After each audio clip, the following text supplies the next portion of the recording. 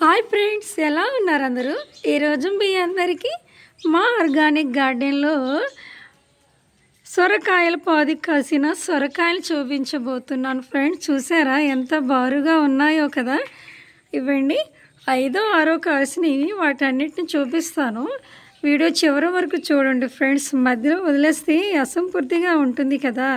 Video చివరి వరకు చూడండి. ఇదిగో ఫ్రెండ్స్, ఇవి కూడా సొరకాయలే. చూసారా ఎంత బారుగా కాచాయో కదా. 3 ఉన్నాయన్నమాట.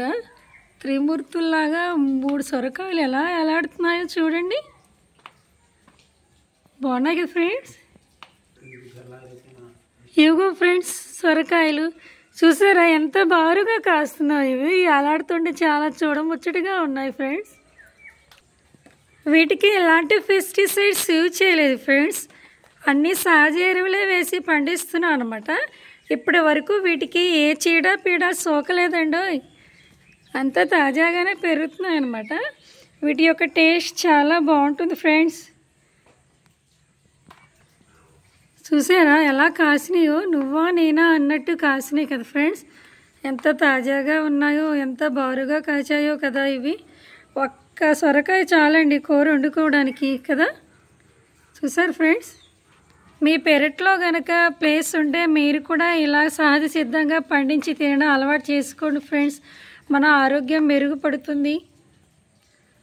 చూసారు కదా ఫ్రెండ్స్, మా ఆర్గానిక్ గార్డెన్లో ఉండే సొరకాయ పాదు కాసిన సొరకాయని, వీటిని కొన్ని ఏరియాల్లో ఆనపకాయలు అని కూడా అంటారండి. ఆనపకాయలో చాలా రకాలు ఉంటాయన్నమాట. అంటే వేరే వేరే షేప్స్లో, వేరే వేరే కలర్స్లో ఉంటాయి. కొన్ని థిక్ గ్రీన్లో ఉంటాయండి, కొన్ని ఏమో ఈ గ్రీన్లో ఉంటాయి, కొన్ని వైట్ కలర్లో కూడా ఉంటాయి.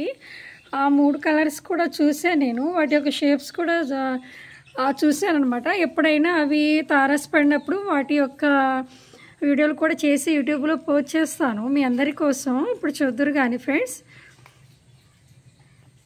ఓకే ఫ్రెండ్స్, మా ఆర్గానిక్ గార్డెన్లో సొరకాయ పాదు కాసిన సొరకాయలు కనుక మీకు నచ్చితే ఒక లైక్ కొట్టండి, కుదిరితే కామెంట్ చేయండి, వీలైతే సబ్స్క్రైబ్ చేయండి ఫ్రెండ్స్. మర్చిపోకండి, వీడియో చివరి వరకు చూడండి ఫ్రెండ్స్.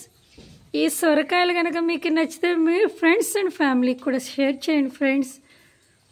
మర్చిపోకండి. ఉంటాను. Bye friends.